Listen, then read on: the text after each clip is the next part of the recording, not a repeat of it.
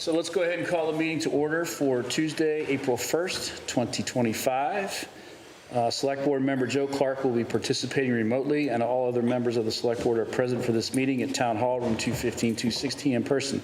At this time, I'll ensure that Select Board members participating remotely can hear and be heard. We haven't done that of late, have we? Joe, can you hear us out there?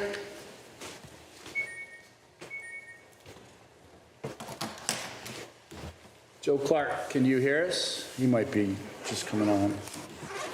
All right, we'll come back to that. The public has the option of attending in person here at Town Hall or via Zoom using the link posted in this meeting's agenda. This meeting is being recorded. All votes will be taken by roll call vote. We'll begin with the Pledge of Allegiance, please. Pledge allegiance to the flag of the United States of America and to the republic for which it stands, one nation, under God, indivisible, with liberty and justice for all. Okay. As always, we'll begin the meeting with public forum. Residents are invited to share ideas, opinions, or ask questions regarding their town government. Mr. Weissman.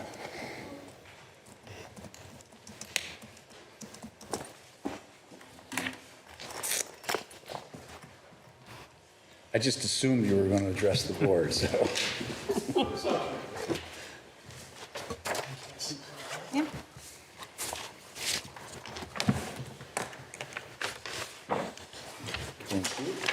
Ken Weissmantel, 145 Ash Street. Thank you. We all agree the goal is to provide clean water to the citizens of Hopkinton at affordable price as fast as possible. I gave each of you a copy of the PFAS contamination and spread presentation that I made to the Water and Sewer Advisory Board. This is a subject that cannot be explained in 2 minutes, so I won't even try tonight, but I am available for your individual questions anytime. I did go online to look at Littleton's new water treatment plant for iron, manganese, and PFAS after hearing very good things about the plant. And I printed this out to you so you would have the link to go see what's available there.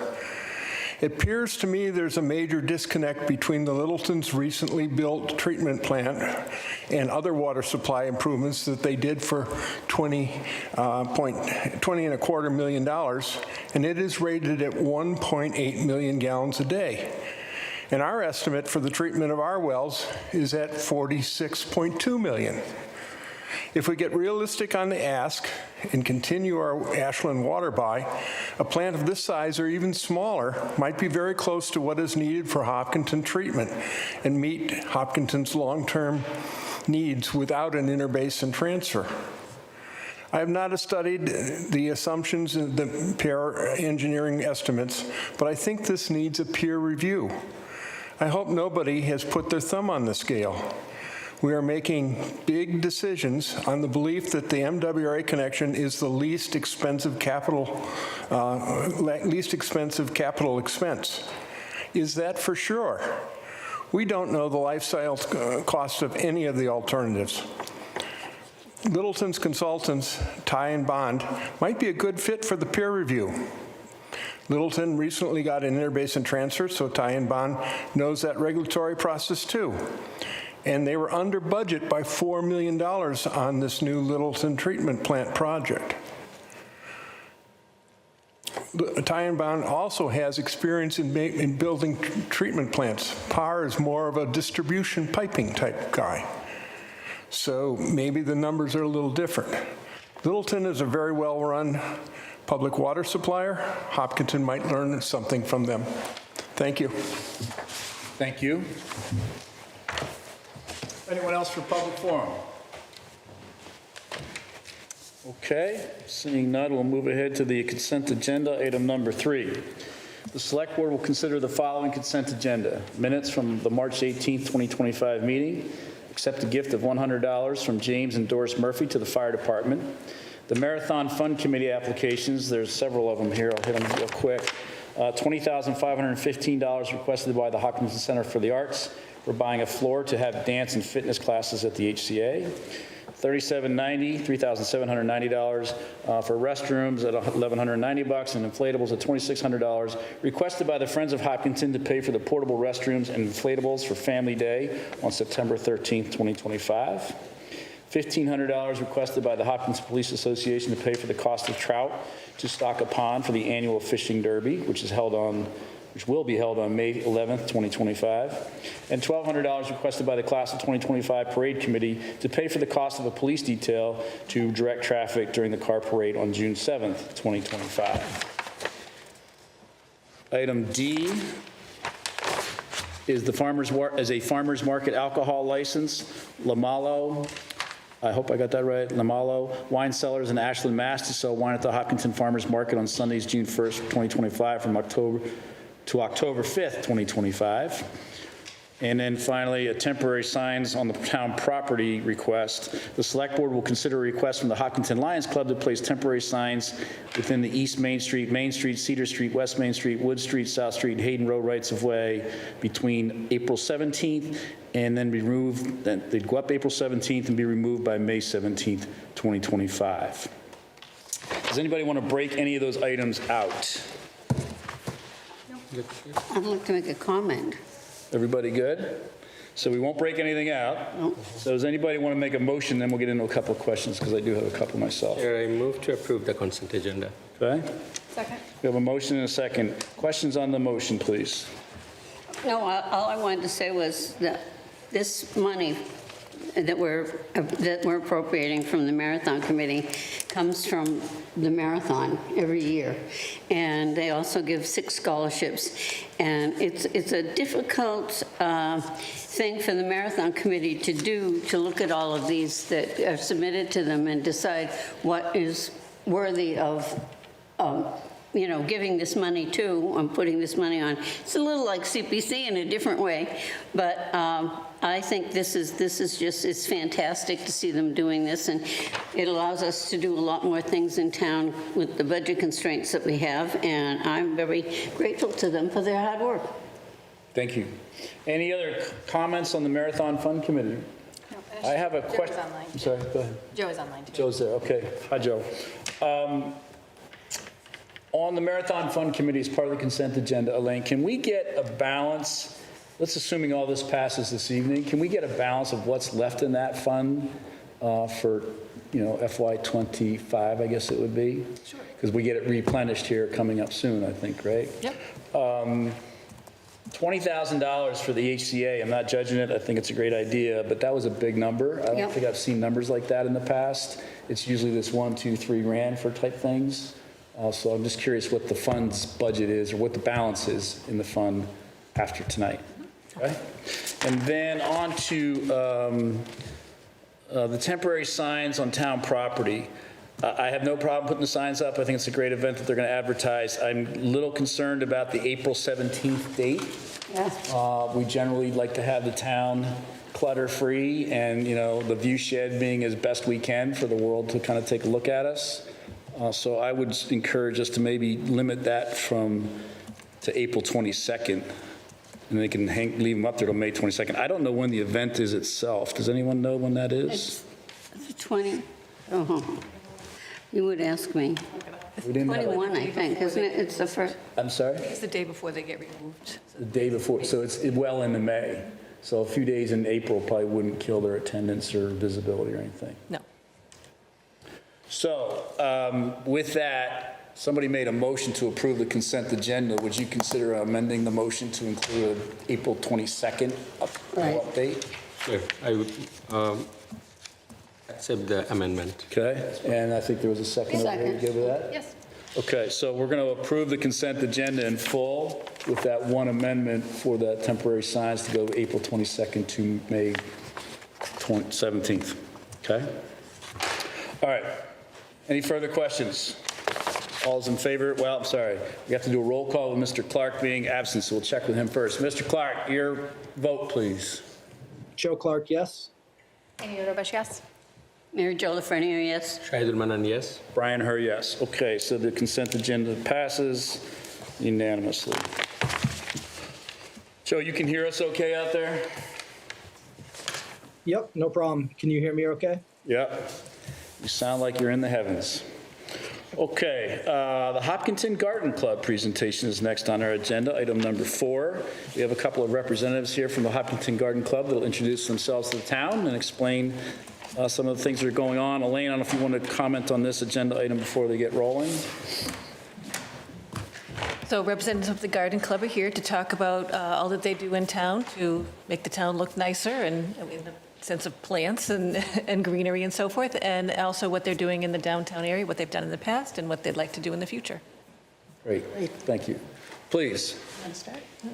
Yeah, hi, thanks for having us. I'm Judy Kaplan, 10 Joseph Road. I've been in Hopkinton since 1989. I've been a member of the Garden Club for 6 years, and I'm on the board, as well as co-chair of the Beautification Committee. And I'm Pamela Campagna. I live at 89 Wood Street. I've been in Hopkinton for 30 years, and I've been a member of the Garden Club since 2018. And so today what we want to do is just to give you a little bit of an update of the work that we've been doing around town and are very proud of. And next slide, please. Starting with first our mission. Hopkinton Garden Club's mission is really to teach and advance the work that we love, which is gardening, horticulture, and floral design. And one of the ways that we do this is to encourage the interest and participation of all of the members in town and even outside of the town of Hopkinton. We also are looking at supporting sustainable gardening and conservation efforts. We do a lot of this, of course, in partnership with other clubs and entities in town. We are 100 years old. You may have seen some of our signage or attended some of our events. We had a gala event in December at the Country Club, and so 100 years of gardening, friendship, and education. We're relatively small as far as clubs go compared to others in town. There are 58 members, and Judy is going to walk through some of the work that we do in terms of beautification, but it's solely the members of the club that are responsible for this. In terms of governance, we are a 501c3. We have a board, so great to see Robert's Rule of Law here. And there are 11 of us on the board, and we also conduct a lot of programs and activities in education. So that's a little bit about the background of the club. In terms of, next slide, please.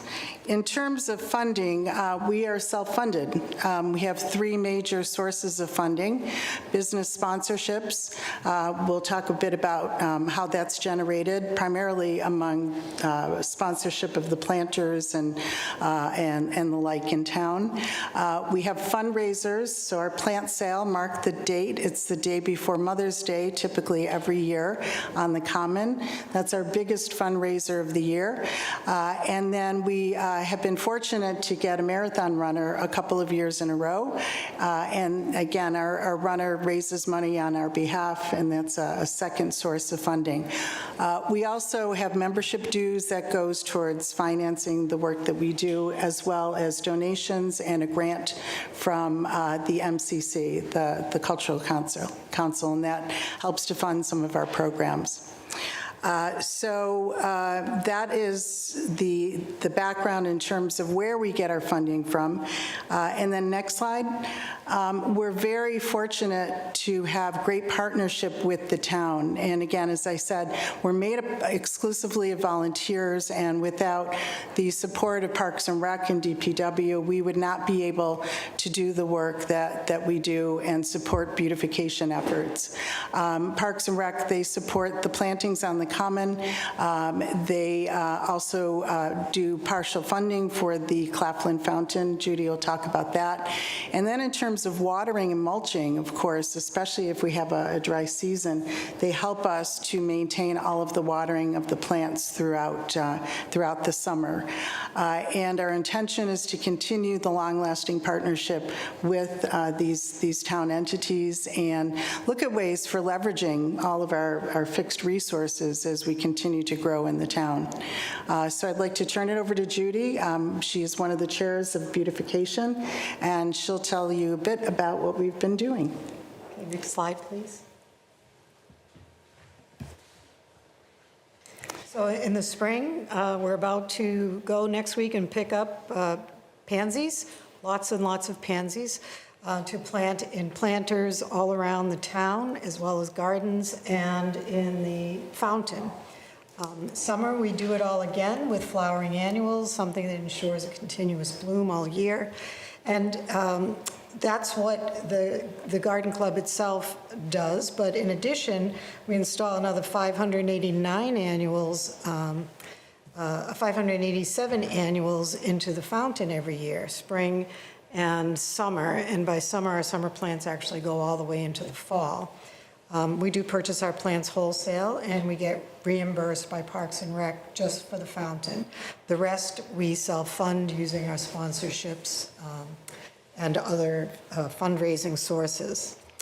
Next slide, please.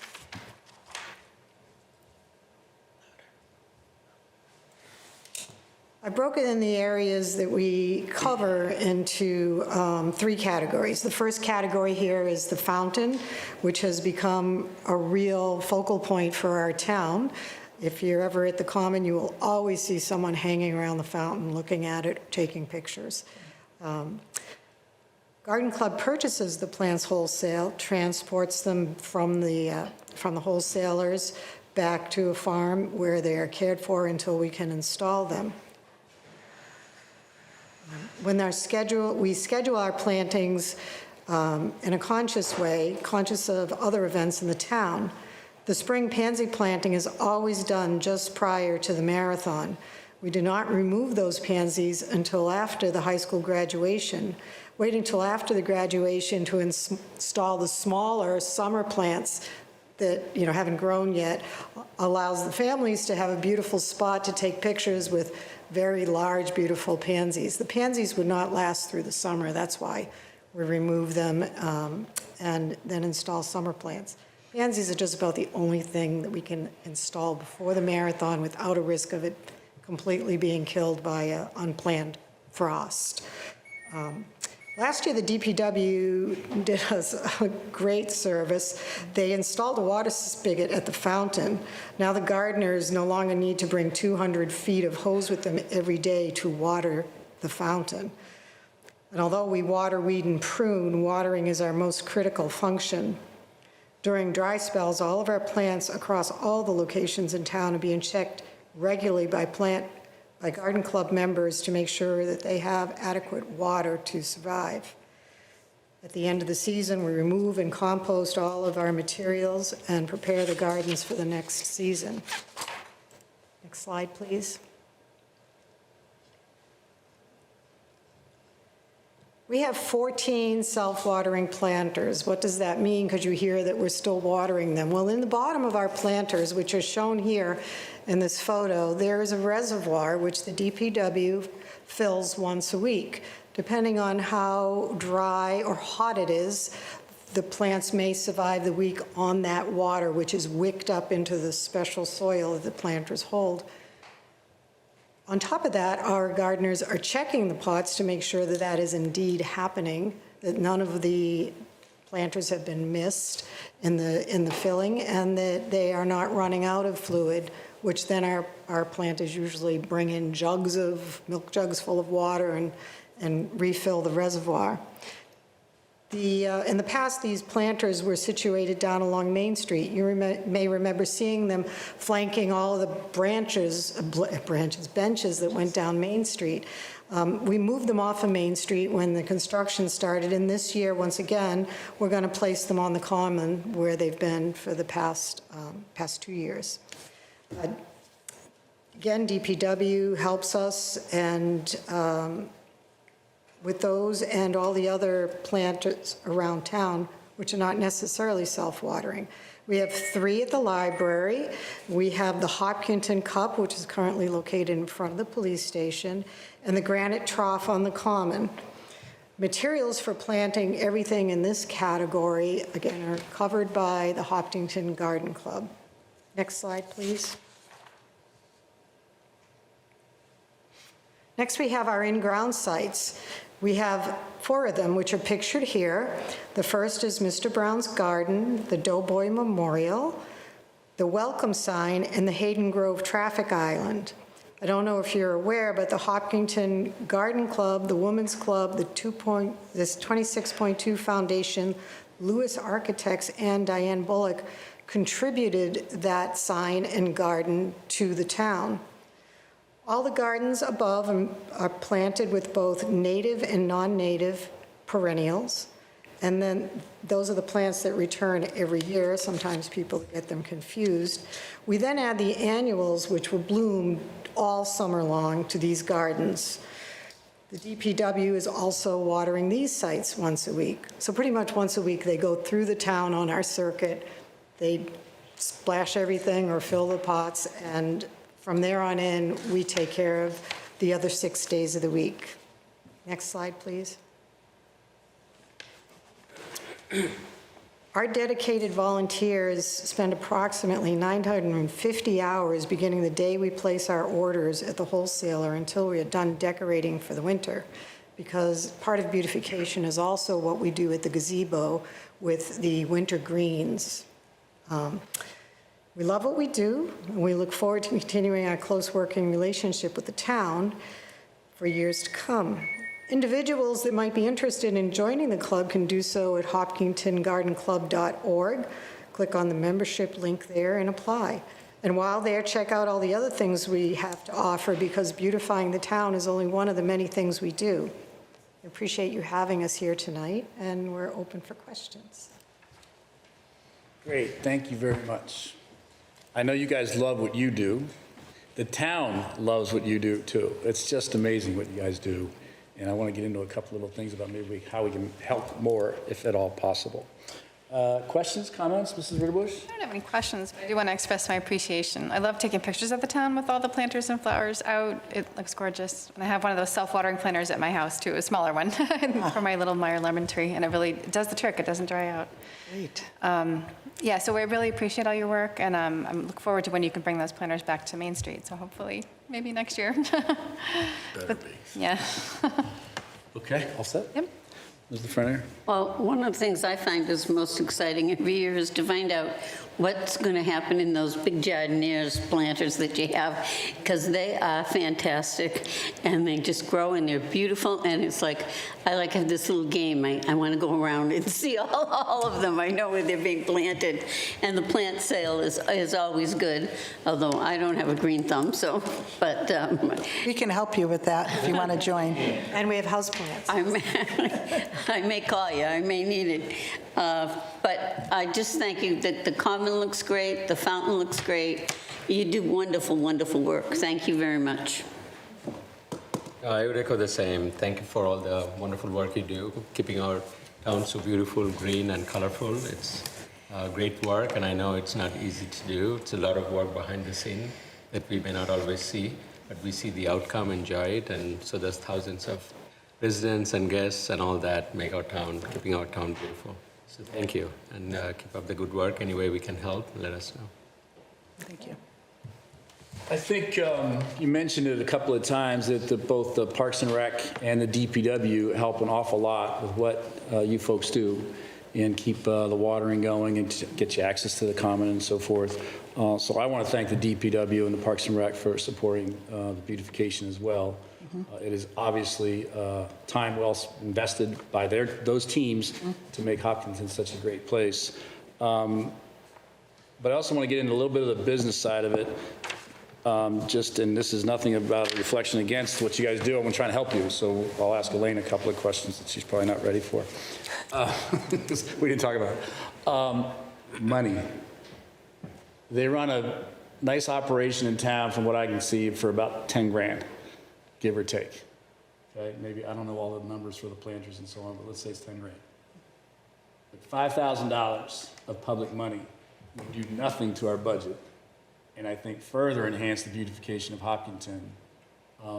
Is that even a possibility? Can public money go to something like this For public property? for public property? Sure. That they would manage as a nonprofit 501c3? Or do Well, we have to run it through one of the departments that they could then kind of guide? Right now, the town is assisting out of its operating budget, doing that work, moving the planters and doing other work with the garden club in partnership already. using town funds. I'm not aware of any time in the past where we actually gave money to the garden club directly or indirectly to help with the Yeah. finances. Oh, so if we're talking about giving money, we can't give money. We can contract with a 501c3 to do work. So we can't give gifts, can't give aid to non-governmental agency, but we can contract with an organization to do actual work. And if it's under 10 Gs, we don't have to go out for an RFP and all that stuff. Just quotes. Sorry? Just quotes. Just the Quote. quotes. Yeah. And I'm not saying you guys want this necessarily. Yeah, I'm just trying to see we're if sitting there's here saying, who are we going to subcontract to do the work? Yeah, I get it. I get that you have a full plate, but I'm just trying to make sure that we have some flexibility if we do want to grow it somehow or we want to sub it out to somebody else. We have a lot of new gardens coming with the completion of the project. All the bricks that are wrapped out here, the dirt in the middle, that's a garden, right? Look, like everyone now's like, what is that? It's a garden. It'll be a garden. And we're going to need some help with that, and I don't know how we're going to do that. That's why I'm exploring this a little bit. Not that you have to do it, Right. but can we, through you guys, get guidance and sub that out or something? Yeah, and I think if you look at, there are probably 3 different elements here. One would be the expertise in design, subject matter expertise, right? And then the other would be the physical brawn power. We're lacking on this. Right. We're very heavy on the knowledge and the guidance and some of, the physical labor as well. And I think that, because we're so small, the taking on additional work is something that we're reluctant to do, not because we don't want to or couldn't do it, but it's just being able to service more. So I think if we could look at creative ways to address this, projects with the Boy Scouts or, honor club, honor society projects, whatever. If we did that perhaps in collaboration with other entities that could address that bit, then yes, there might be something there. What's important to note is we do have 58 members. We do not have 58 people on the beautification committee. Right. Our members do a lot of things, and it's really the people who want to, bend down, get in the dirt, carry heavy things that are helping with beautification. So we are smaller than you think when it comes to what we can do around town. And I think the thing that may help you most is you install your plants, because if I understand correctly, those plants are already selected as part of the project. Landscape plan. But to make sure that those plants are regularly watered and watered deeply, they will survive more. If you water shallow, they won't survive because they'll keep shallow roots, and when it gets hot, they will fail. So you need to just make sure that whatever plants you install, you really water them. It's the most, I think, important thing you can do once you get them in the ground. Got it. So let's just be thinking about that, because we've all spent a lot of time and money and put up with a lot of aggravation here for the last 5 years. When it's done and these gardens are all mulched, we want them looking great, and what's coming out of them, we want them to be super. So it's something to think about and noodle on a little bit. Joe, do you have any thoughts, questions about the garden club? I don't have any questions. I do echo what everyone else said. Appreciate everything that they do. Congrats on 100 years. That's wonderful. But no questions right now. Okay, great, thanks. And the planters are getting moved back out, right? So you don't, that's all set? Yeah, we have a planting day the weekend, 2 weekends before the marathon. We will plant the planters one day and the fountain the next day, and all the sites around town also at that same time. So we are working with the DPW to get them out of storage and to deliver them to the fountain, to the common. Just thinking out loud here, I think another garden that's coming at us is out by the Center Trail, at the head of the Center Trail there, where that bike area is going to be, the bike repair and stuff. I think there's a garden as part of that too.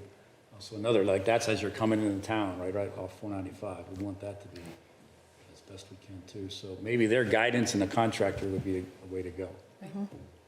But I think the town, for all that we put up with, $5,000 a year, we can figure it out, and I think we can get a lot done without burdening these guys anymore, other than us asking them for their guidance. And we're happy to provide that. Yeah. Okay, great. Okay. Thank you very much for coming. Thank you. this evening. Thanks for inviting us on behalf of the club and our membership. Thank you. All right, thanks Couple again. things before we move on. Sorry? A couple things before we move on. I have a message that people can't hear us very well on Zoom, so I want Want to make sure that Joe could hear. Joe, can you hear us okay on Zoom? Yeah, I haven't had any issue. It's been pretty good. Okay. And also, Vasuda let me know that the marathon fund balance was 180,000 before tonight. 180? Oh, wow. 180, so now we're down to about 150. Well, and then there's the scholarships that have to be given out, so. Right, Isn't that much? Yeah. That's good. Okay, I think this is in order. That's 24,000. What is roughly the annual inflow of cash for the Marathon Fund Committee? It's around 200K. Money that's remaining after the event and after everything gets paid. Right, and but that's been a fairly steady state number except for maybe 24. It changes a lot every year. Does it? Yeah. They always make sure that we have the scholarship money. But there's, it's been very strange. They've had different amounts of money every year. One year they had no money other than the scholarships a number of years ago.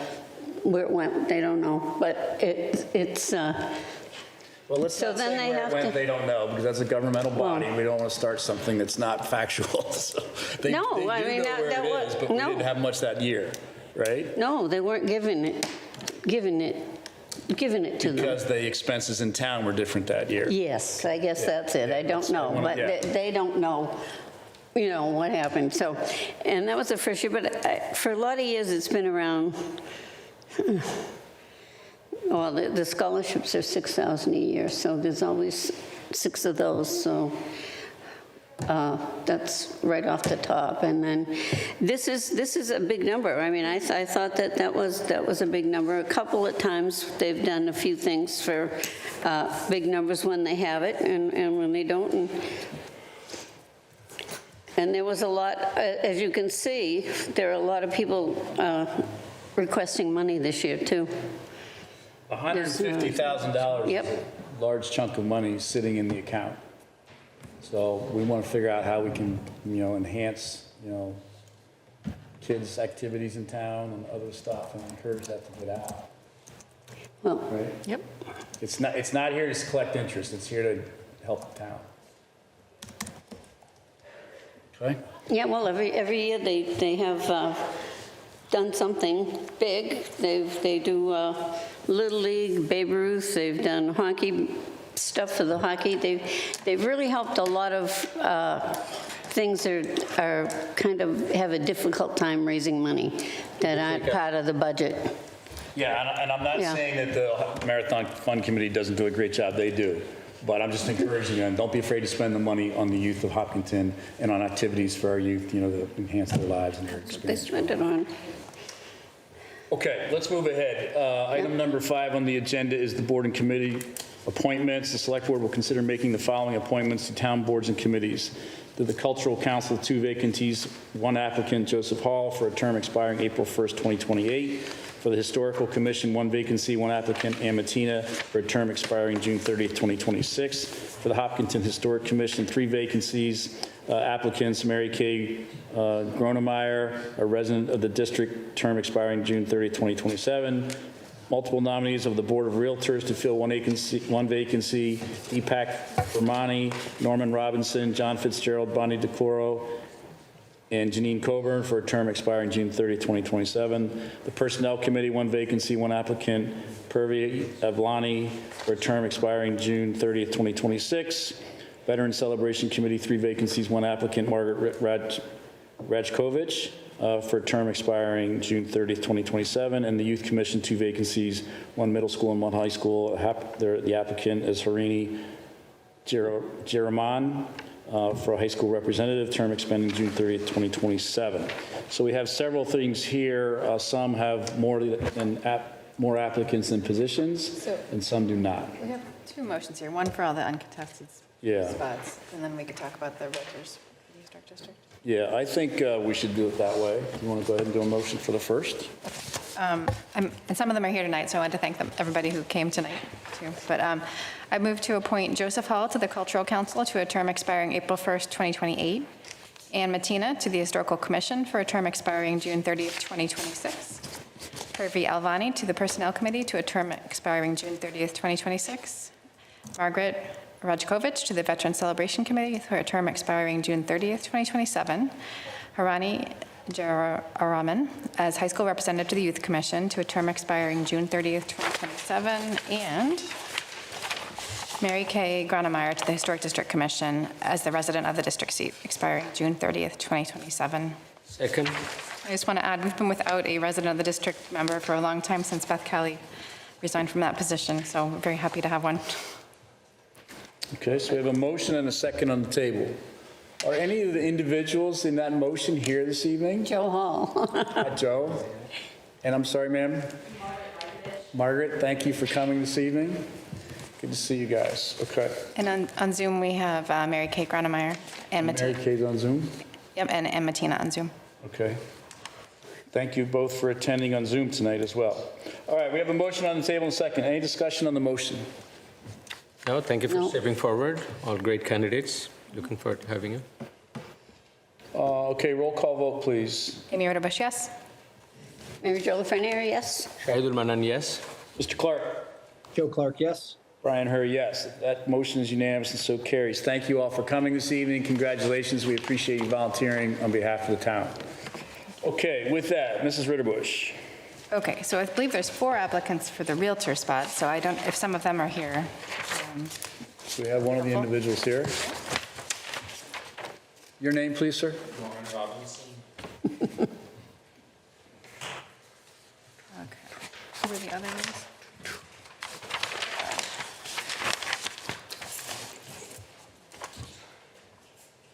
Can I, So do we have, This is the realtors to fill one vacancy, right? And Yeah. Norman's here. I Deepak, would nominate Norman. so Deepak Vermani, Norman Robinson, John Fitzgerald, Bonnie DeCordy, Janine Coburn. I don't think anyone else is on Zoom. I don't see those names. If you are on Zoom, raise your hand, please. Norman, do you mind joining us at the table for a sec, please? Are you an applicant too? Or- Come here, I said, I was told to come here, I wanted to put in a request for some kind of speed. Oh, okay, that's going to be later in the agenda. Yep, we're going to come to that. Thank you. Okay, so Mrs. Ritterbusch, anybody else on Zoom? No? No, Okay, so we have one candidate here for multiple candidates for a seat. Do you want to say hello first? yeah, I'm also on the Historic District Commission, and we haven't had a Realtor representative in a long time, so I appreciate everybody applying. I guess I would be curious to know about your experience as a Realtor with historic preservation, and probably you've sold houses that were historic, or if you have any examples. I have sold quite a few antique homes over the year. I became a broker in 1979. I'm with a large company now, Realty Executives Boston West. We have 4 offices and 90 agents. I've always liked antique homes to the point where the house that I had built on School Street for myself and my wife is a replica of a 17th century colonial bow house. One of 423 in the world right now. So I've always liked everything about antiques and antique homes. If I was handy, I might have bought one, but I had a replica built. I've been in Hopkinton most of my life. I do know you. My brothers have married people in town or driven the senior bus in town for many years. So we go back to about 1932 when my grandparents came to town. And we live up on the hill with Angel's Flowers and Red Barn. Those are my cousins, and my 2 brothers live on either side of me on School and West Main Street. So I've been in the town a long time, seen a lot of changes. My mom went to the brick building high school across from Phipps Insurance. That's been really nicely preserved, that building. Used to sled down West Main Street before it got busy. Thank you. Yep. Mary Jo? Yeah, I just want to say, I remember Norman when I was in the assessor's office, and he was in real estate. And I know you're like the 2nd generation, full generation in Hopkinton, or something like that. And you know the town, and I know how much you know the town, and you know the different areas, and you've done very well in the real estate, and it's nice to see you still here. Yeah. So I would definitely nominate you. Thank you for stepping forward, and you have a wonderful background, and thanks for sharing your experience as well. My question in general is, as you aspire to be being part of the Historical Commission, how do you go about balancing, our historic heritage with the growth that we are seeing in town? Could you repeat that again? Yeah, with the historic character and historic architecture that we have and the growth in town that's also happening, how would you, as a realtor and as with your experience and aspiration in this role, would envision the balancing act to manage both? Well, I've never been a huge fan of all the huge building developments in town. When I grew up in town, 495 had not been built yet when I was first going to school. So I've seen a lot of growth, haven't been involved with a lot of growth. I've worked with a few builders that might have built, one house here and there on, Lake Maspinock, something like that, but nothing big. And I'm really not a fan of big developments.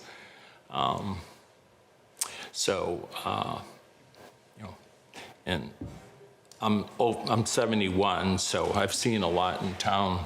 I've been here most of my life. I was away for a few years when I first got married. So I just would want to see builders be very careful and, do a lot of green space and really think out things, because I've seen a lot of sprawl built that doesn't last that long. It's one of the reasons I like antique homes is they don't fall apart in a short time. So I don't know if that answers your question or not. It does. That's great. I mean, that's why we need the vigilance and the, oversight through the Historic Commission. So that certainly helps. Thank you. And I've also, I don't know if it matters or not, but I've done a lot with charity. I was a volunteer driver for American Cancer Society for 19 years. That was just to honor my dad. I lost him when he was 60 to cancer. And I've been active with the Red Cross for 50 years, putting on blood drives in Hopkinton, and I have donated 150 times myself. Thank you. I do like to give back. Thank you for your volunteer work, interest, and coming up tonight. So this will be for the Hopkinton Historic District Commission, which encompasses the downtown area where the historic district is. Yeah, about 25 buildings. Yeah. So it's in this, it's not the Historic Commission for the town. Okay. It's the Historic District Commission, so it's monitoring and maintaining the Historic District Commission, or district, of which there are a lot of antique structures, so. Like, for example, we had a lot of debate about whether the Marathon building could be painted blue or not. Small things like that. And the fountain restoration, things like that. Yeah. That's interesting. So I think you'd be a perfect candidate for it, but it is here in the center of town. I know you live up in the hill, but it would be downtown, right? Okay, is that good? I think you'd be a great. Yep. Your passion for antiques and, the history of Hopkinton, I think is perfect. Okay, so with that, and without any other candidates with us this evening, just confirming that, no one else online, right? Does anybody want to do something? So I would move to appoint Norman Hill to the Hopkinton Historic District Commission Board of Realtors nominee to a term expiring June 30th, 2027. A second. Robinson, right? Norman Robinson, oh, I'm sorry. Oh, so sorry. A second that. Somebody else named, Nancy Hill is on Zoom, that's. Okay, Norman Robinson, I'm sorry. So we have a motion and a second. Any further discussion on the motion?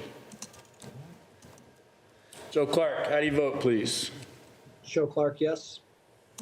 Amy Rodebush, yes? Mary Jo Lefreniere, yes. Shahid Manan, yes. Brian Hurt, yes. Congratulations, Norman. Thank you very much for stepping forward and volunteering on behalf of the town. I think you'll enjoy it very much. Yeah. Thank you. Okay, so that concludes item number 5, I believe, correct? I think we covered all that we needed to cover there. Item number 6 is the Economic Development Advisory Board charge. The Select Board will consider creating an Economic Development Advisory Board and reviewing and approving the charge for the new board. Elaine, do you want to introduce this topic? And then we'll go to Mr. Manon and see what we can try to accomplish this evening. This is in lieu of an article that was considered for town meeting that we decided we would do at the board level instead. That's correct. So at the last meeting, the board reviewed a draft charge for the Economic Development Advisory Board, and Ms. Ritterbusch had suggested a few edits, which are noted in the draft that you have tonight. And the board decided to seek feedback from the planning board before including them in the membership of the committee of the board. And so the planning board's feedback was that they'd be happy to participate, but in the event that a member couldn't be a member, a direct member, they request that they could appoint a designee if one of their members can't serve. So that's the other edit that's in the board draft before you this evening. Okay. Why don't we start with Mrs. Ritterbusch? I know you had a couple of those questions for the edits. Good? Yep, I would like to include the red edits, as described by Elaine in the memo, but I think otherwise I'm ready to approve it. So you want to accept the red lines? That would be up to Shaggy really, because I'm the one that wrote the red lines. Good. Okay. Mr. Manon?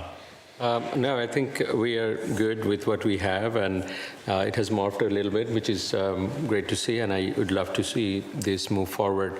And a couple of weeks ago, I also met with the Chamber of Commerce. We reviewed it, and they gave support and positive feedback. They did express some other ideas and thoughts, which we can also noodle on once we have the advisory board. For example, one of the things they were saying is that because of the speed and negotiation often happens on the business front for economic development, the open meeting law sometimes hinders the speed and hinders the progress. So there was one, if and how we can accommodate that speed. And I took the easy path, which is once we have the advisory board, we'll look for their advice and see how another means to expedite things. And it was also heartening to see that we are now, with the downtown completion and all the other good things happening, attracting quite a few business. I think this week we heard that Bose global headquarters for professional services is moving to the town, taking one of the older EMC buildings, and we have 4 or 5 other buildings from just EMC, Dell EMC that's left out.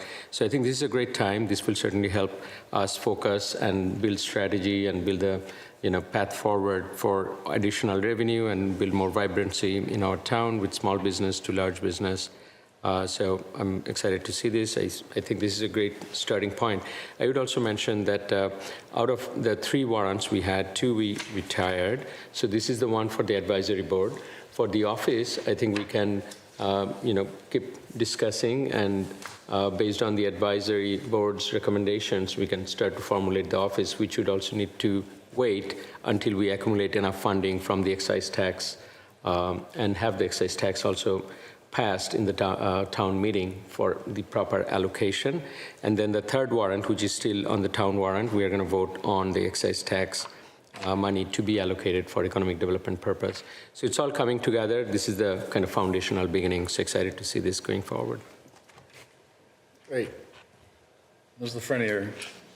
I totally support this. I was on an economic development task force with the town of Franklin a number of years ago, and I have been talking about having an economic development here in Hopkinton, and I totally support this. I'm glad to see us moving forward on it. Okay. Mr. Clark, anything? Nope, fully supportive of this. I'm comfortable with the red lines that were in the agenda packet, so I'm glad to see this moving forward. Okay. And I know it's in the packet, but a lot of the residents don't necessarily look at the packets per se. Elaine, do you mind just touching on like the top 5 things or 3 things that the Economic Development Committee, how it will be structured, numbers and things like that? Just a quick overview. There would be 7 members who are Hopkinton residents, 1 member of the planning board, 1 representative of the Chamber of Commerce, and then 5 at large. And what the board would do is they'd recommend economic development strategies, initiatives, and so forth to the select board, to other entities, say to the planning board if they had zoning advice, perhaps. They'll conduct public outreach on economic development issues and plans and collect data, and they'll coordinate and collaborate with town staff in their work. Any town staff or any potential future town staff, right? would they report to this board? Right now, they're just an independent advisory board. Okay. I think that's the best way to keep it constituted for a while, until we see, the traction and so forth. I'm not sure if when we get to the position, having that position report in would make sense. So again, that's why we're doing it at the select board level, we can figure it out. Could be changed more easily later. Yeah, exactly. Flexibility, yeah. Okay, so that's a good summary of what the charge is. Everybody good? Through the chair, can we check if anyone from the chambers is here to speak or provide any feedback? They did plan to, but I don't know. Someone named Lori on Zoom, but there's no last name. Is anyone from the chambers online? Hearing none, I think maybe they didn't get to, but I did talk to them and they're very supportive. Okay. Not hearing anyone there. If we're good to go, there is a motion that we could consider, if somebody want to make it. Mr. Chair, I move to approve the charge and establish an Economic Development Advisory Board. Second. Okay, we have a motion and a second on the table for the board, the Economic Development Advisory Board. Questions, comments on the motion? Mr. Clark? Joe Clark, yes. Amy Rodebush, yes? Mary Jo Lafreniere, yes. Shahidul Manan, yes. Brian Herr, yes. It is unanimous and so carries. We'll get rolling on advertising and get some folks gathered up and get it underway. Good, thank you. Excellent. Next up, item number 7, the May 5th, 2025 annual town meeting and annual town election ballot questions. The select board will consider reviewing the draft annual town meeting warrant and motions and take positions on various warrant articles. Elaine, where would you say we are at this moment? At this moment, this is the deadline for ballot questions. This year, we have none proposed. There's no borrowing proposed this year, so no need for any ballot questions. Can you repeat that for me, please? There's no proposed, I'm hearing something, but I don't quite know what I'm hearing. no proposed new borrowing this year, so no ballot questions for town meeting or election to consider. I congratulate the town of Hopkinton and its leadership at all departments, at all levels, for that situation, because we got plenty of borrowing already going on, but that's great news in terms of, at least the ballot questions. Thank you. Okay, anything else that we want to be looking at? Yeah, continuing our discussion about all things town meeting, the board still has some recommendations to make on some of the articles. For example, the operating budget, which isn't ready yet to vote on, but there are other articles that, if not this meeting, the next meeting, you could make recommendations on. Do we have the CIC information that we could then go ahead and do those recommendations? CIC has concluded their work, it's finished on Monday, yesterday. And so their recommendations, they have recommended the 16 of the projects in the pay-as-you-go list, for example. 2 of them are below their threshold. They didn't review those. They've approved, recommended approval of all of the capital projects that are remaining on the warrant. The Water Department vehicle replacement, a couple of those, water main flushing program, the Grove Street water tank, then the wastewater treatment facility screen system, and the sewer main replacement design. They have recommended disapproval of the adaptive playground. Okay, so what we did last time is we had, we could just vote the whole packet for CIC. However, not to confuse matters, I would rather not vote that one item specific to the design for the wastewater from Southborough. I need to recuse when you guys vote that one. Does everybody, does it make What sense? about, Is that, I don't think that's one of Wasn't them, that is what it? you were just talking about? No, the MWA was the last meeting, so. What was that item you mentioned there? The Fruit Street wastewater treatment facility screen system, Yeah. sewer main replacement design. Sewer main, okay, I'm sorry, got it. Okay, when, we want to do this with their recommending disapproval? Well, could we start with, well, we can do the ones that are approval first. I agree. Yeah, Right, because let's I do think that. we were basically in agreement last time. Yeah. We didn't vote it because we didn't hear, we wanted CIC to do their thing and let us know. Right. So I think we could start with a motion for those particular items, and then we can come to the ones that they did not recommend, and we can decide what we want to do there. There's one more that they did recommend that I didn't include, and that's the 32 Chestnut Street sidewalk temporary easement. Okay. The easement? They didn't recommend it? Temporary easement. And they did not recommend? They did recommend. Oh, they did, okay. Okay, so I guess I would make a motion that we would recommend approval of the pay-as-you-go capital expenses, all 18 of them, which were all recommended by CIC, except the two that were too low for their threshold. Okay, so we have a motion on the table to recommend, based on the CIC recommendation, in the affirmative. Second? And we have a second. Okay. Sorry, these allergies are kicking in early this year. Any discussion on the motion about those, how many were there? Is it 18. 18 items. All pay-as-you-go. Any discussion on the motion for those 18 items? Okay, hearing none. Mr. Clark? Joe Clark, yes. Amy Roderbush, yes? Mary Jo Lefreniere, yes? Shahidul Manan, yes? Brian Herr, yes. So those items are unanimous, carries. They're not all necessarily going to be coming to us at town meeting for that recommendation. We're just putting these on record in case anybody wants to know, correct? These will be printed in the warrant motions document, so you will have to make the recommendation. We'll just voice in the meeting. Right. Just voice it. Okay. And then there's, On town meeting floor is what you're saying. All of those, all capital, we have to recommend. Yes. okay? I don't know. Still rough. 3, 4, 5, 6, 7. And then there's 7 water sewer related capital projects. Do you want, should we want to vote all those in a group? Unless people want to pull them out? I think they could go as a group. Okay.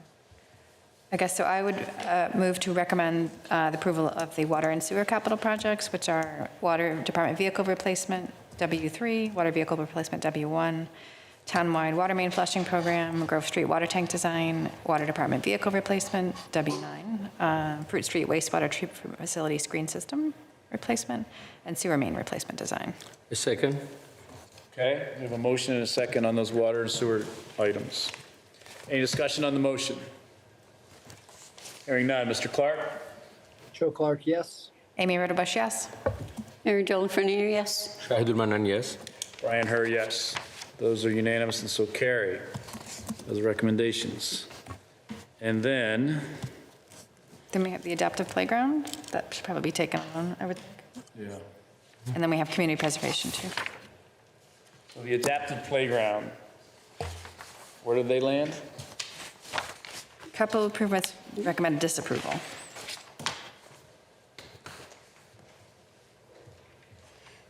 CPC has backed out a little bit. Is that a fair statement with respect to the adaptive playground? Didn't they kind of pull some money off the table? No, I or think it's suggest they would? It's conditional. First article fails. I'm sorry? If the first article fails, they won't go ahead with theirs. So there's just condition, there's 300,000 is So conditional they on the would first one. provide a portion of the funding, but if the first article doesn't. Passes, then they're okay. Yeah. Okay, so that's not quite a backing out. Contingency. Yeah, it's a content, that's fine, that makes sense. So for myself personally, I would still recommend approval. We have the money in free cash. This has been an ask for several years, that's a need in town. So I myself would recommend approval, but I don't know how the others feel. Okay? I would also recommend approval for the same reasons. It wouldn't add to our no debt this year policy. It would be from the pay-as-you-go, and we have the money, and this is direly needed for a long time, and for equity among the children, giving them an opportunity to play in the school, as well as others from the town will benefit from it. We, in the past, as a town, came together to build our dog park, our skate park, wonderful things for our amenities, for our town, for our residents, and this would be a nice and needed addition. So I would recommend approval and support for this.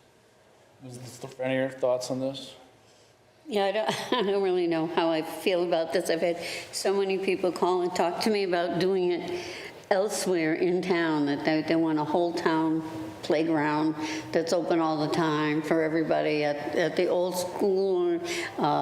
It's been suggested a number of places, and I'm really having a difficult time trying to decide on this. I mean, I'd like to see a playground, but there's many ideas out there.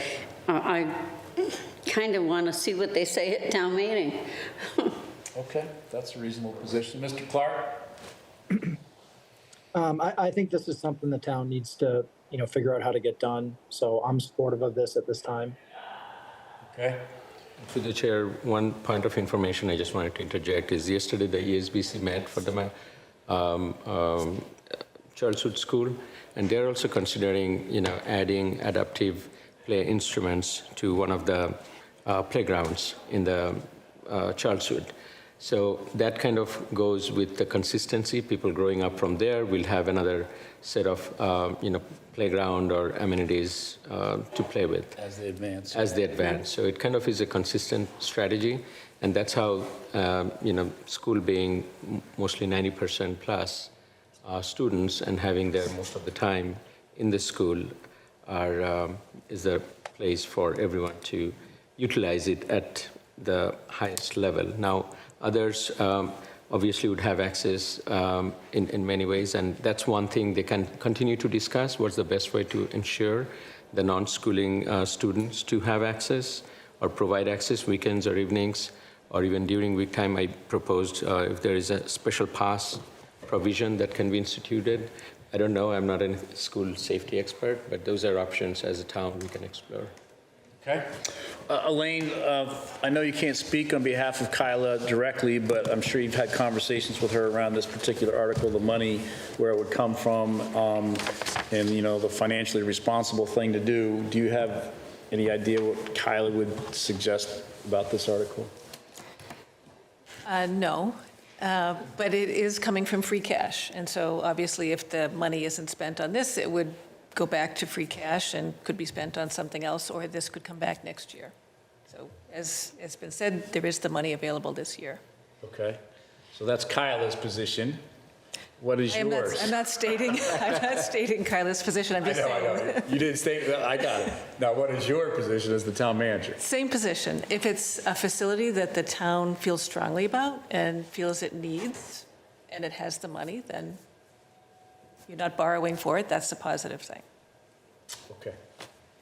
All right. So we have no, we don't have a motion yet. I would move to recommend approval of the adaptive playground at Marathon Elementary School. Second? So it's a motion to recommend approval at town meeting we're not Right, making we're a not the decision deciders, yet. no. Yeah, yeah. But we have to make a recommendation. To be decided and voted in town meeting, of course. Okay, so we have a motion on the table to recommend approval and a second. Mr. Manon. Any further discussion on the motion? Mr. Clark? Joe Clark, yes. Amy Rotobush, yes. Mary Jo Lefreniere, yes. Shahidul Manan, yes? Brian Hurd, yes. It's unanimous and so carries. We recommend approval to proceed with town meeting adopting that article. Okay. Anything else? Community preservation, we have a list of those too. Yeah, there's a whole list of those. Have they completed their work? They have. They have. Okay. Do you want me to read them? or- If you would, please. Okay, so 300,000 for an adaptive playground, contingent on the other article passing. $2,500 for water refill stations at the Common and Sandy Beach and the dog park. $10,000 for a feasibility study for a splash pad. $600,000 for the center school engineering plans, construction bid documents, and building stabilization repairs. $132,000 for Mount Auburn Cemetery building restoration. $100,000 for the Historical Society building. $7,600 for the library floor restoration. $8,000 for the Colella Farm property baseline documentation. And $35,000 for the land purchase of portion of 89 Saddle Hill Road. Okay. And I rounded the numbers. I think people can read the dollars and cents. Yeah, no, packet. that's good.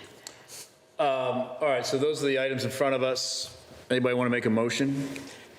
I move the motion to approve the community preservation recommendations as proposed. Second. So we have a motion and a second to recommend those spendings based on CPC recommendations to town meeting. Okay? Any discussion on the motion? Mr. Clark? Joe Clark, yes. Amy Rotobush, yes. Mary Jo Lefreniere, yes. Shahidul Manan, yes? Brian Hurd, yes. It's unanimous and so carries. Looks like temporary easement is the last one. So temporary easement for 32 Chestnut Street for a sidewalk construction, and CIC recommends approval. 32 Chestnut. So this is to connect the neighborhoods to, there's not a sidewalk on Chestnut Street all the way, right? Correct. So a couple of years ago, town meeting appropriated money to construct a sidewalk along Chestnut Street, and during the design, it was discovered that there needs to be a small temporary construction easement to rework someone's driveway apron. Okay. Seems reasonable. Anybody have any thoughts on this before, well, let's go ahead. Someone want to make a motion? I move to recommend approval of the temporary easement at 32 Chestnut Street for sidewalk construction. Okay. Seconded. We have a motion and a second by Mr. Manon. Comments, questions on the motion? I'm just going to echo that the sidewalk is really needed there. But there was a, I think it was a high school student that was hit by a car there recently. So I really would like the kids to be able to walk from the schools to the neighborhoods off there. Okay. Mr. Clark? Joe Clark, yes. Amy Rodobush, yes. Mary Jo Lefrene, yes. Shahidul Manan, yes. Brian Herr, yes. It's unanimous and so carries. Okay. I believe that concludes our work, other than the discussion about the board's role in advocating for certain articles at town meeting. We took a couple of them off the table last week or 2 weeks ago to, I think, lighten the load a little bit in terms of town meeting debate. But we still have a few that are still there, or a couple that are still there. And we want to make sure that we assign those so that we're organized when it comes up at town meeting, that somebody gets up, speaks to it succinctly, confidently, and then sits down as quick as they can. Through the chair, I think we discussed whether or not to remove the PFAS education for private wells article, but we've left it on for now. It's still there. It's still there. I think we were considering maybe removing it. Yeah, I thought we had considered, did remove it. I could be missing that one. I did make some edits at the request of Shahidul, just to pare it down from its original context. So it's in a much more reduced form than was originally submitted. But based on the conversation that was held last time, it's up to the board to decide whether or not this is the best place for this initiative. I think, it sends a message certainly at town meeting, either, putting it in there, but at the end of the day, whether or not it's, it would be better suited as a joint collaboration with the Board of Health or some other initiative, that's up to the board to decide. But it is, you can certainly feel free to review it. It's included, it's the Article 44 in the current package. So it is significantly reduced, and there's a lot less liability concerns from how it was originally presented. Okay. Thoughts, ideas on this particular article? I haven't reviewed it yet, and I am open. I would look for, all of your kind of our heads together to see if it serves, again, the larger purpose of awareness, or does it still bears the risk of, creating confusion, which is not the intent at all. So I am very open for suggestion and, fine either way. If it is not the time, we'll look for other venues to communicate and look for another opportunity in the future when the issue kind of evolves. Our water board also gets more settled in, and regulations around this also evolves. So that's kind of my take on this at this time. Mary Jo, anything? No, I don't really have that. Just wait and see what happens. Amy? Well, I'm much more comfortable with the way it's written now. I think it's not saying, before it was saying something like they wouldn't have to disclose, the town wouldn't make them disclose, but that's complicated because the state and federal government could make people disclose. So I'm glad that that's been removed. So I think we could leave it in or not, but it's just a resolution, and so just taking a stance on it, it's not really going to make changes. We really need the state to take action. Okay. Joe, thoughts? One question first. With the revised language, did we get an opinion from council on any, liability? Not on the way it's written now. Okay. I think where my head's at is, the combination of, one, I think we talked about it last time, town meeting is not a place to discuss something, right? And then combine that with the fact that, even if we change the language to keep limiting liability, we're not talking about zero liability. So, factor those two things in, and I'm not comfortable with that going to town meeting.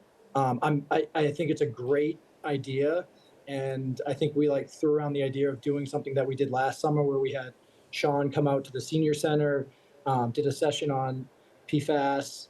I'd love to do something like that jointly with the Board of Health, but right now I'm not fully comfortable.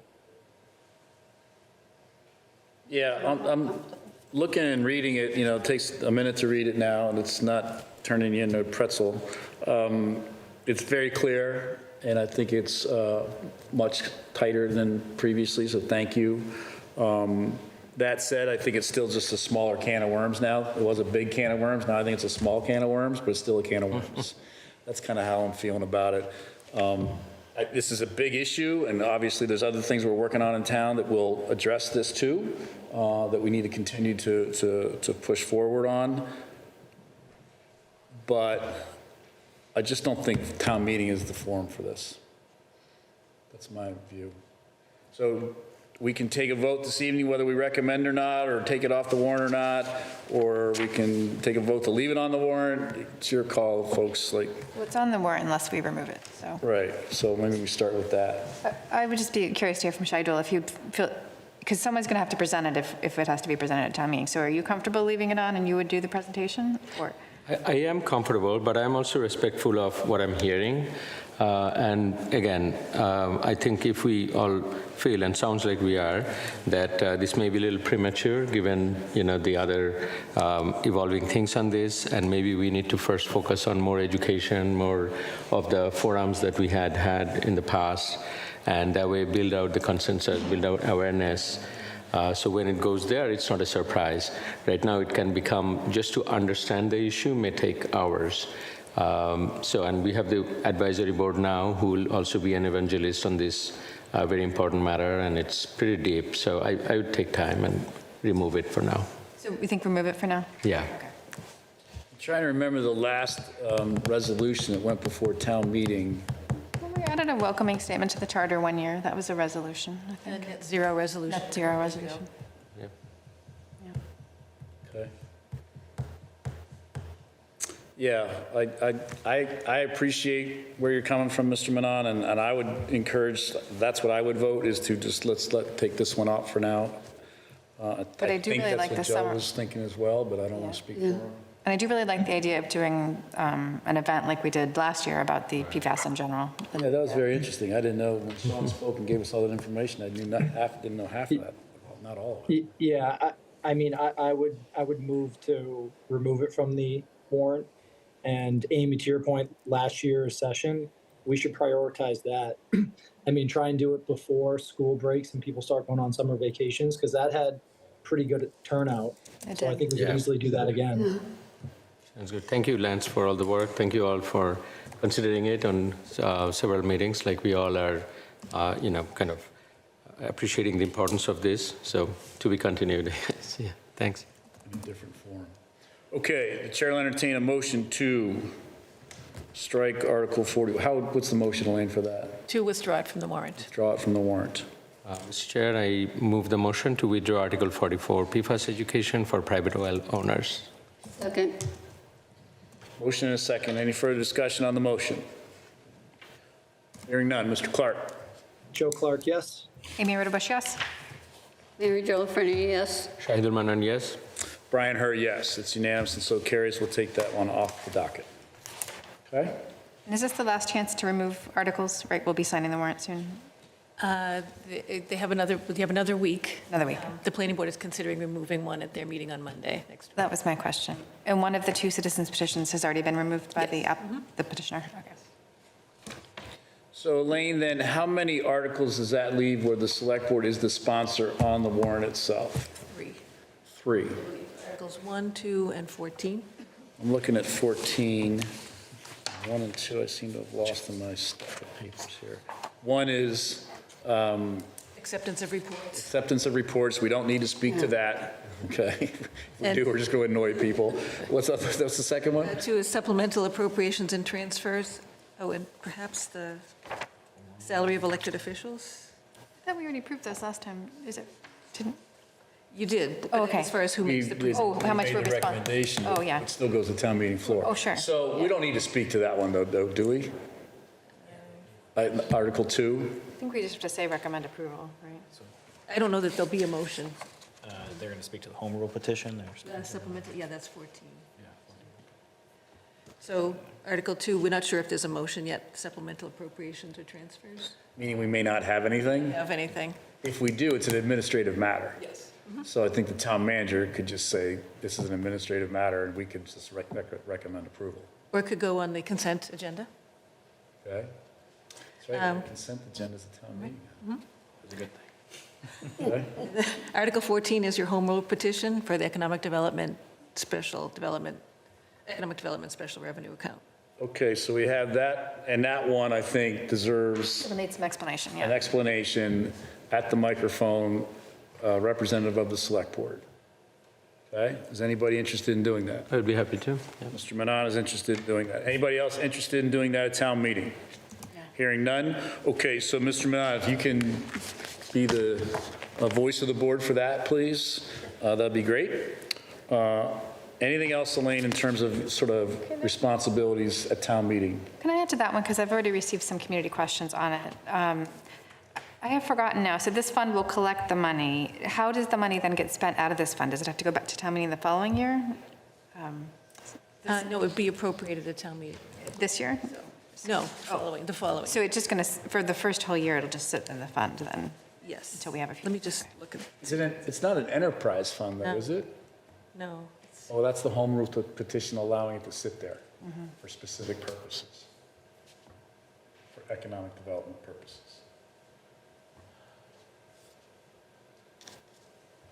Because right now the state is collecting it, and state will give it back to us, I think, end of the tax year. That's when we'll get the money. And by then, if we get this approved, we can allocate it and start planning to use it. But we can't allocate it to till another town meeting, I guess. So if we had a fall town meeting, we could allocate some of it, I suppose? Depends on how much, well, it much just there has is. to get approved by the legislature. Okay. And that has to go through that process, and then we have to accumulate funds in it. Okay. Okay, so we have that settled in terms of our spokesperson, and, you'll just obviously get with Elaine and Lance and work out, stay there. Anything else that we have to own at town meeting? I think that's it. Your other articles have been removed. Okay? All right, good. Let's move on then to the next item on the agenda, which is a process for changing speed limits. Lane, can you introduce this article for us, please? Or this, sorry, I'm getting ahead of myself. This agenda item, please.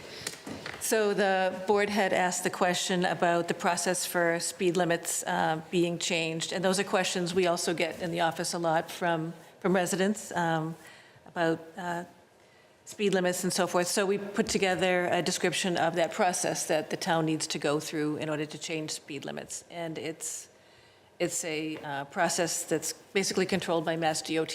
They've set out the requirements, and for the most part, a speed study is required to change a speed limit.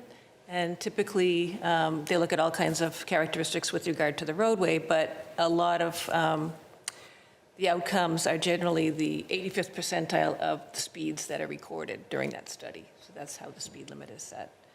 So if we think about it, the speed limit's currently at 30, and 85% of the speeds recorded are 35. The speed limit's going to go up, Yes. not down. That's correct. There's a risk in this thing. There are risks, and the speed study is not cheap either. So the one we got a quote on this past fall was $18,000 for a speed study. But we do also have the data from the Charles Wood project. They had studied it to some extent, too. Right, so for Hayden Row, we're holding off on any studies there because the new school is going to change the patterns, it's going to change the speeds, and there'll be a new school zone. So the school is required to do follow-up study of the traffic there after it's built and present that data to the town for consideration. And then looking through that document that you sent me, it looked like, so what they had measured was that the average speed on Hayden Row, like from Milford to the school area, was 45, or the 85 percentile one was 40 miles per hour, which is what it is posted as. So we wouldn't likely be able to change it up or down there. But one of the recommendations in that report was also that we make a safety zone, since we have so many schools in quick succession, plus the EMC Park, that we could, and it does kind of go from 20 miles an hour to 40 miles per hour, but that we could create a safety zone that would make it 20 miles per hour in the area with all the schools in the park. So I didn't know, what is the process for doing that? Does that require another study? I think we have to get that data following the school construction and then follow that process for the safety zone creation. And they have to look at the geometry and other aspects of the road as well. Don't we have that outside the high school right now? I mean, that's 20 miles per hour. It's not just during school time with flashing lights. It's 20 miles per hour posted. Yes, we Outside have the high to- school right now. If that is the case, it would be the same process that went through. Yeah.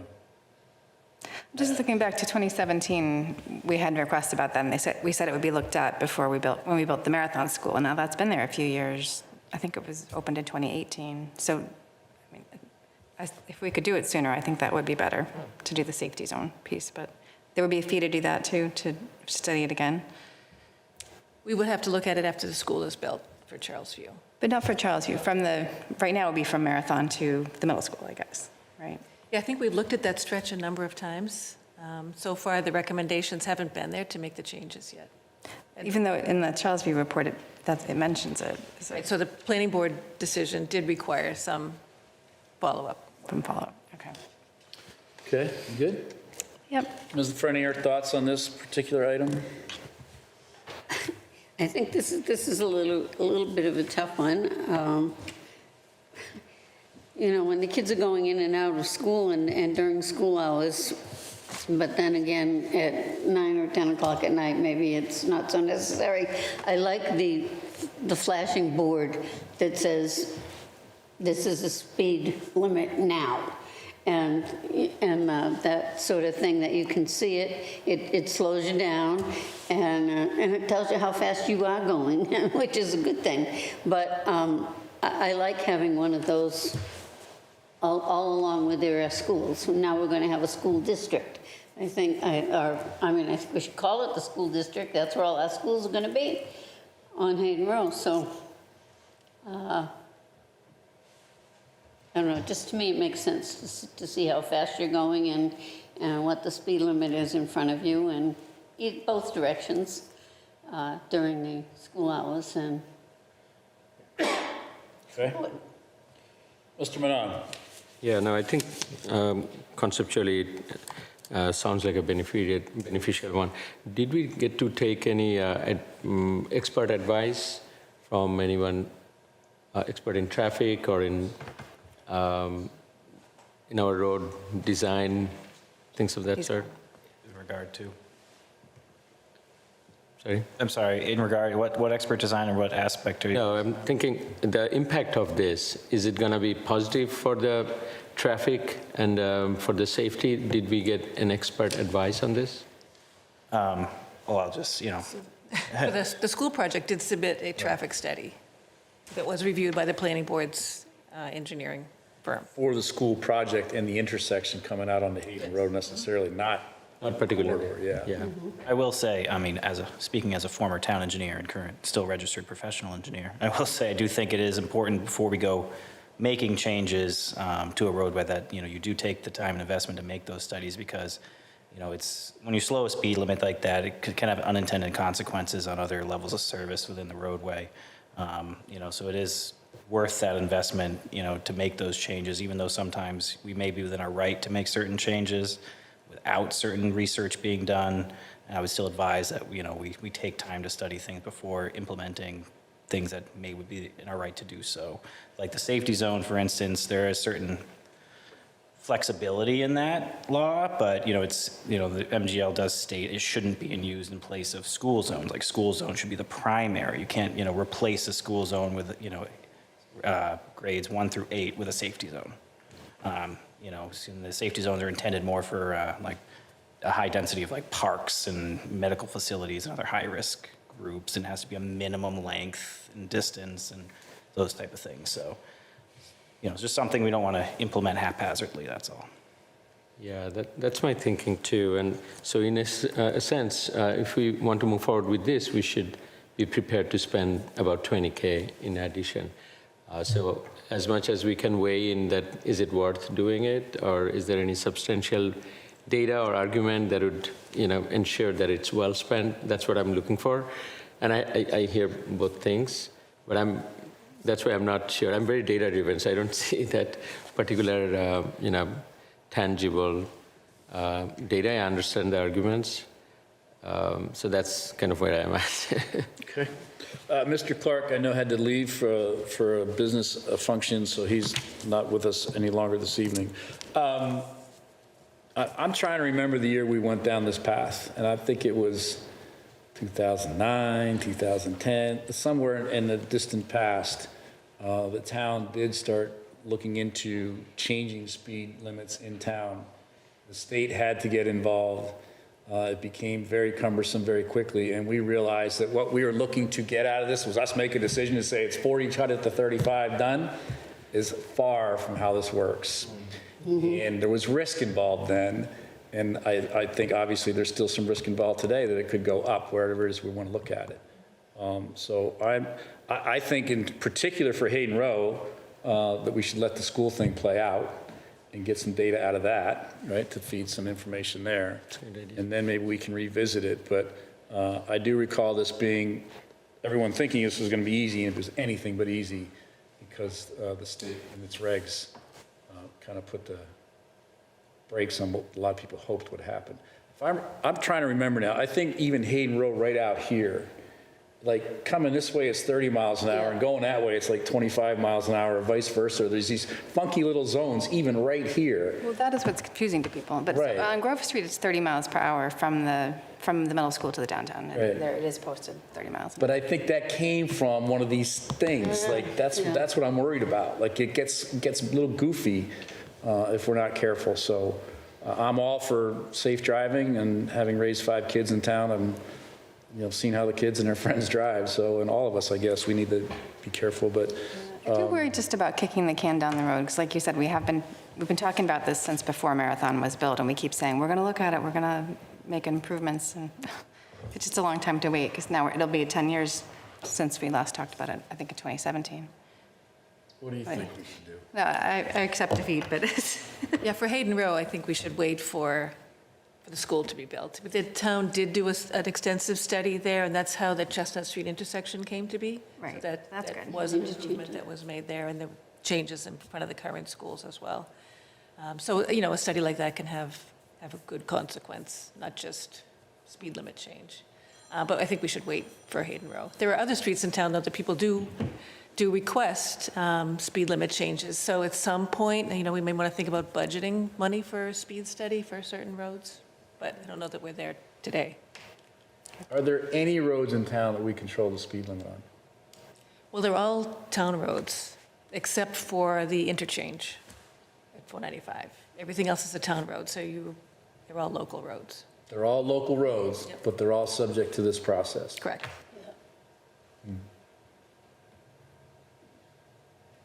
Okay, well, sorry, go ahead. No, this just brought to mind, how do we solve, and maybe it isn't solved, and I'm not there early enough in the morning and at afternoon, people were backing up onto Hayden Row.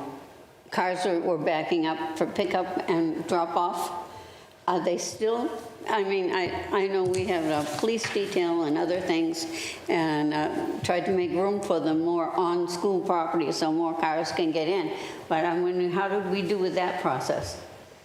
I don't know how the current conditions are today. I don't drive through there in the morning. Yeah, I can speak to that. I can tell you it still backs up. Go ahead. Yeah, yeah, I'm at Maple Street, and it still backs up to there at the peak, and then when school's in session, it gets better again.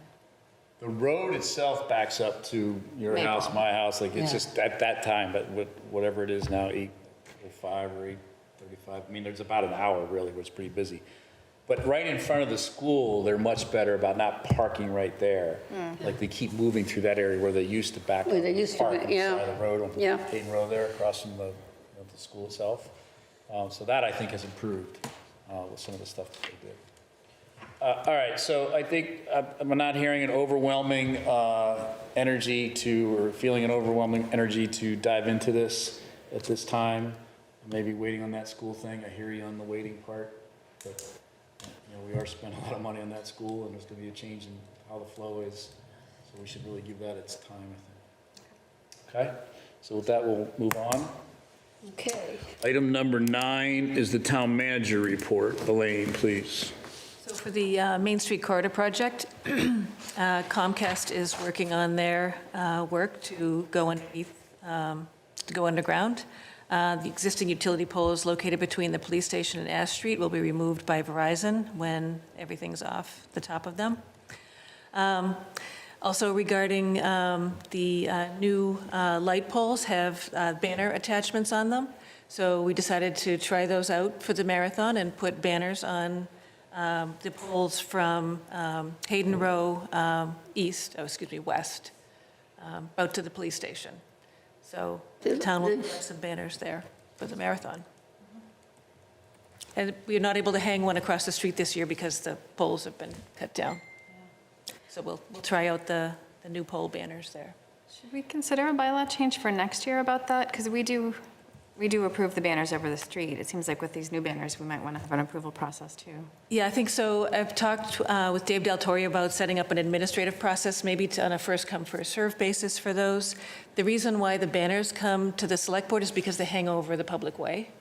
These would hang over the sidewalk, so I don't know if it's the same thing, but we could consider that if the board wanted to review all the banner requests, or we could have that as an administrative process.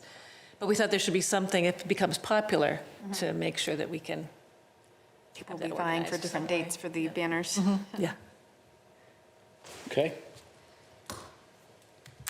I'll go to the town department position vacancies. We have requests from the police department to post a police department intern, and from the library to post a youth services librarian position. Andrea Colibri is leaving, unfortunately. We'll miss her. Who's leaving? Andrea Colibri is leaving. And the police department intern, is that an annual? It's been periodic. I think the internship is about a year, perhaps. So. Okay. And is that a position that is open right now, or we want to just go ahead and do it? It is open. It's been a while since we had an intern. And it is funded. It is funded. Okay. All right, so for that, item C, does anybody want to make a motion, please? Mr. Chair, I move to authorize the posting of police department intern and youth services librarian positions. Okay. A second? Second. Motion and a second. Any discussion on the motion? We'll still keep going with the roll call, just in case. Mrs. Ritterbush? Amy Ritterbush, yes. Mary Jo Lefreniere, yes. Shahidul Manan, yes. Brian Herr, yes. Okay, so we'll be good with that, Elaine, for posting, and then I'll let you do item B real quick. Recuse. So item B is for the board to consider appointing its representative for negotiations of the intermunicipal agreement with the town of Southborough regarding the MWRA connection. I mentioned that at the last meeting as a follow-up action needed by the board. Because it's usually the chair, but Brian can't do it. So. Correct. Well, you've worked with Southborough in the past and things like that, I think maybe. I did do it You should before when I was continue. chair. I didn't know if Shahidul was interested. What's the time commitment? Maybe we should ask. Yeah, I was going to ask, what's the time coming? Since it's MWRA related, I would be interested if, but Amy, you can. We don't know what the time commitment is, but we do know that Southborough is eager to start talking. So if you'd like to do it, you're more than welcome. Yeah. Oh, thanks. Yeah, I think I'd like to sign up. But we don't know evenings or, I guess sometimes I did go meet with them in the day and sometimes I went to their evening meetings. Yeah, but as you mentioned, if the chair usually does it, should we check if the chair is interested? No, he can't do it because he has a. Oh, because of the conflict of interest. Yeah, I think I'm okay signing up. Okay. Yeah. Then, are you okay with that, Mary Jo? I could make a motion. Okay, I move to designate Shahidul Manan as the board's representative in negotiations of an IMA with the town of Southborough for the MWRA connection.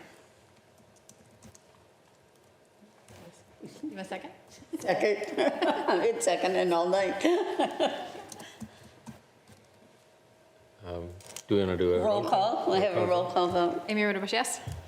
Mary Jo Lafreniere, yes. Shahid Manani, yes. Yes, okay, done.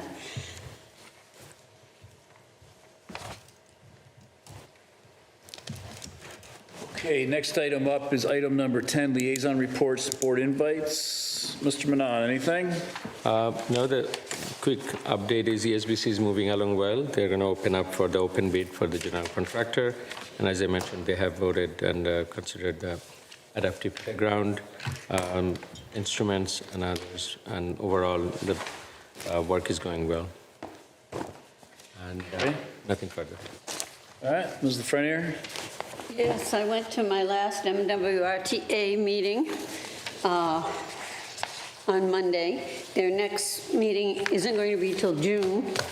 One of the women there is leaving, Ava, retiring, and so they're going to have something for her in between.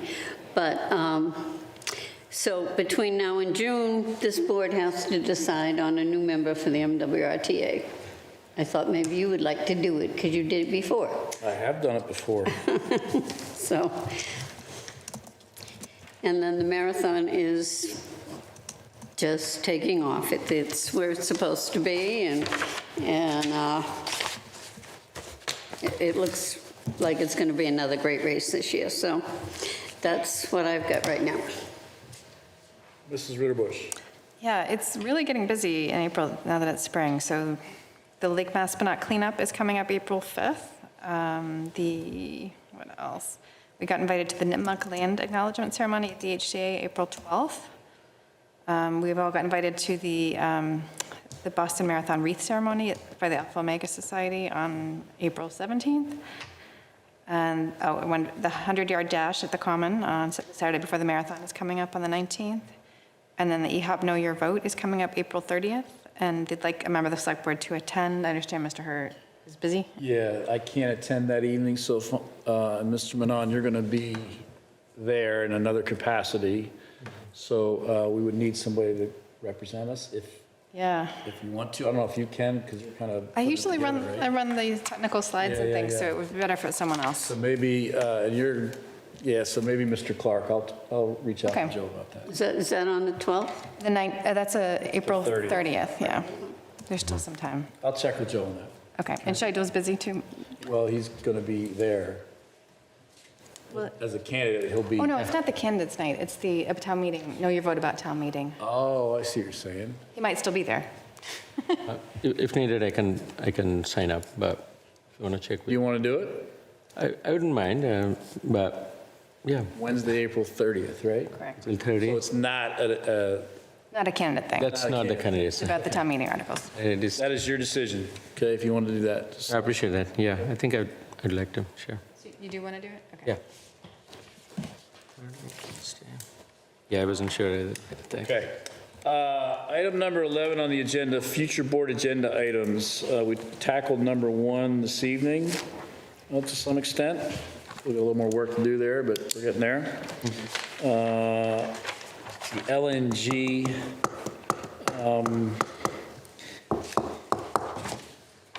got to come back to that, Elaine. We haven't, I know that that's still out there, and I know there's folks concerned. Item 3 and 4, 5, we're going to try and get into here, I think, after town meeting, a little bit before next fiscal year begins. Can I make a comment? Yep. On the LNG in the past, we have had the fire chief in to give a, is that me? I believe it's the fire chief. Huh? He's calling. That must be the one. I don't know where it's coming from. Yeah, it's the fire chief. No, It's in your jacket. it is. Well, thank you very much. There we go. I'm sorry about that. Didn't even know where it was. We've had them give an oversight on the work with the gas plant and what's been going on over there. And So maybe we want to do that again. Yeah, for LNG, I think there was a big concern from the residents within the 2 miles, Legacy Farm, as well as other neighbors. And that's when we had a public forum with Eversource. It was well received, but more questions opened up. And then we did a pretty good exercise by the fire department at that time. Yeah. And that exercise is supposed to be yearly, so we may also kind of combine it together where the current state of things are, if the exercise is planned, and if possible, we can revisit this with another forum if the Eversource is, kind of progressing on some of their commitments as well. Okay, and then a couple of the other things are sort of on hold at the moment, pending other processes. I know Joe wants to continue the discussion around public safety in the schools, as we all do, and make sure that we're prepared. And then I think the other kind of big thing, and number 10 we discussed this evening, which was the change the speed limits process. But the number 9, FY 2025 Select Board goals, We're a little late on those. we're a little late on those. I'll be honest with you though, like my goal for this year was to calm it all down and do as little as possible out there in the world because it's good to calm it all down. So I think we hit our goal personally. Okay. But there's other things we got to do. Try again in the summer, maybe? I think we should probably get ready to reset and for FY '26 lay them out. But I think for '25, from my vantage point anyway, as one member, we didn't push hard on this because we had a lot of other things we were trying to organize and get under control.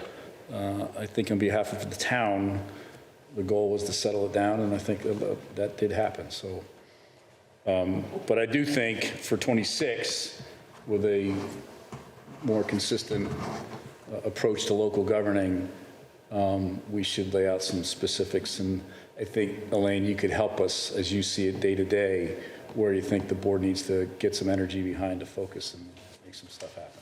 Okay. So can I suggest we change to the FY '26 goals and then over the summer? we'll Yeah. work on that. I agree with all that. I think we've achieved a lot. And one thing should I get the opportunity, we may focus on is the strategic plan, also working with the planning board to update our roadmap and town long-term plan that we have as a living document. So that'd be great. But great to see the budget and the items that we have done and achieved, and no new debts. That's a big achievement as well. So cranking along. Yeah, well, I think we've got a lot done this year in a very calm and sort of quiet, under the radar way. And I was hoping that that's what we could pull off. So thanks to everybody for helping and making it all happen. Okay, with that, we're going to go to item number 12, which is an executive session. The Select Board will consider convening an executive session pursuant to Mass General Law, Chapter 30A, Section 21A, Purpose 3, to consider strategy with respect to negotiation with the police, fire, DPW, and dispatch unions pursuant to Mass General Law, Chapter 30, Section 21A, Purpose 6, to consider the purchase, exchange, lease, or value of real estate land at 280 Cedar Street because an open meeting may have a detrimental effect on the negotiating position of the board, and to approve executive session minutes of 2/4/25, 3/4/25, and 3/11/25, and at such time adjourn for the evening and not return to public session. May I add to allow Elaine Lazarus? Oh, I'm sorry. It was D&E. 2 more items, yeah. To allow Elaine Lazarus and Lansdale Peoria to participate in executive session and not to convene an open session. Got it. So moved. We have a motion and second to go into executive session, and continuing with the roll call. Mrs. Ridbush. Amy Ridbush, yes. Mary Jo LaFreniere, yes. Scheidelman, yes. Brian Herr, yes. Thank you, folks. We are adjourned following executive session. Thank Have a you. good night. Thank you for coming.